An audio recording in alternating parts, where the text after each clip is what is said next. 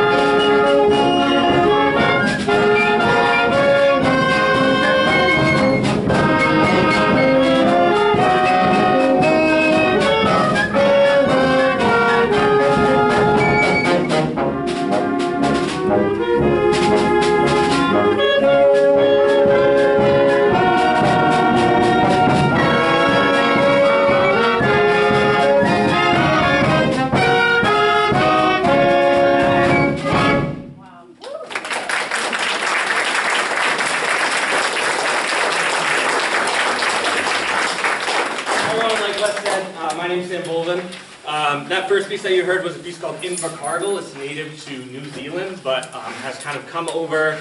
It was a pretty standard march in the American kind of catalog of marches.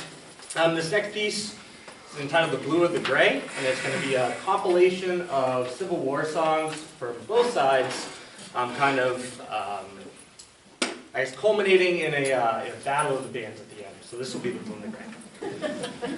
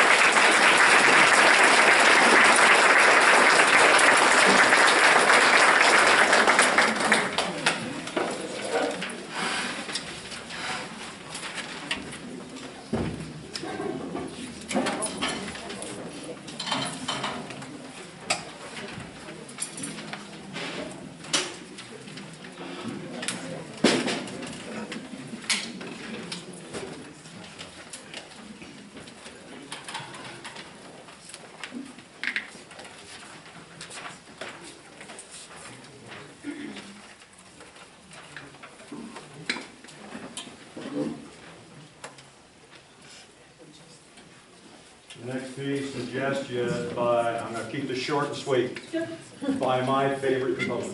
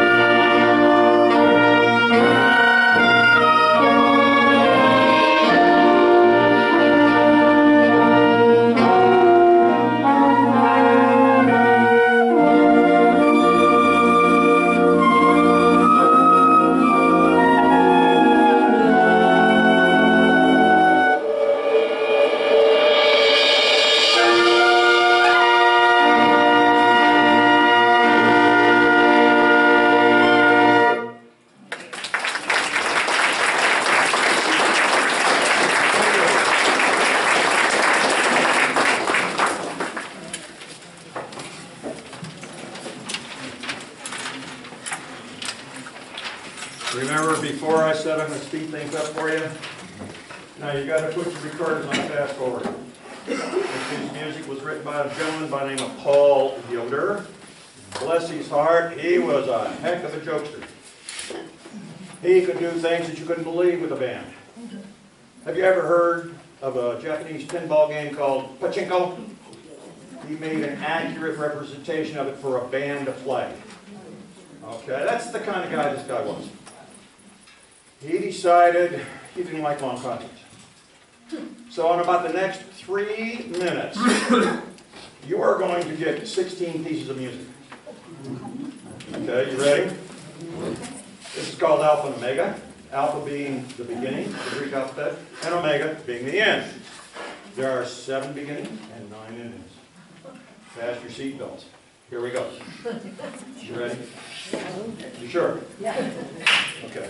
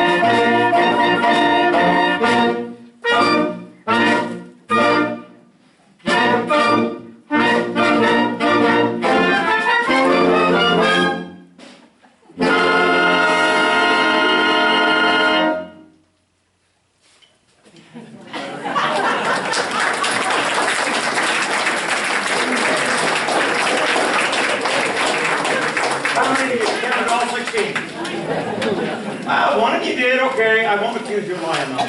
If I saw about 15 or 20 hands, I'd accuse you. Okay? We had all sorts of things going on. There's 2 or 3 things, probably Well, the William Tell Overture, did you catch that one? Yep. Okay, all right. All right. Now, as with every kind of a band program, there are certain things that happen irregardless of what happens. Time marches on. I was a high school band director for a long time.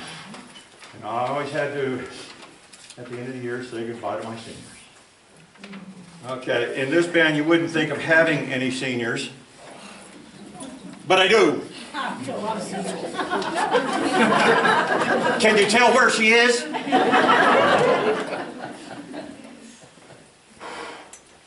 Grace, stand up please. Grace, I can't think of anything. Greenlaw. All right, Grace Greenlaw has been with us 2, 3 years? 5 years? Seems like an eternity.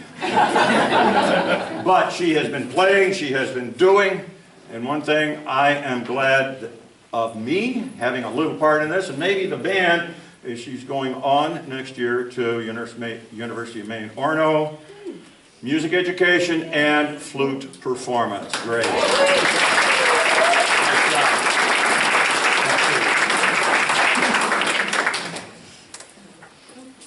That's with mixed emotions. Oh, by the way, Grace, you always have a seat with us. As long as you can practice a little bit with us, you know, it'd be nice.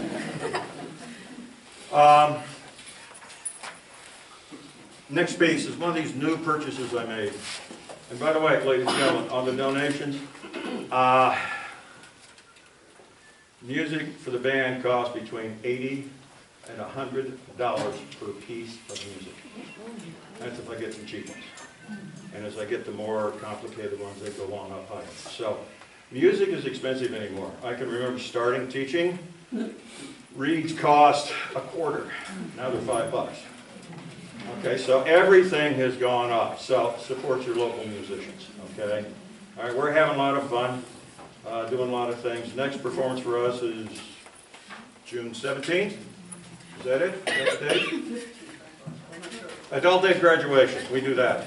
12. Somebody said the 12. I don't think it's 12. It is.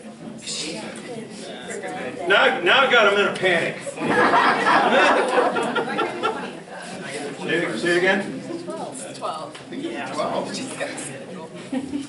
Uh-oh, now I'm in trouble. This is my calendar. I printed up. And it says the 12th. Okay. If not, you'll find out about it. Next piece of music, a high school band commissioned it. And the person they commissioned was Jack Bullock. You'll hear a lot of things all over the place in this piece of music. I won't give you the full story behind it, but it's a nice piece of music. Okay?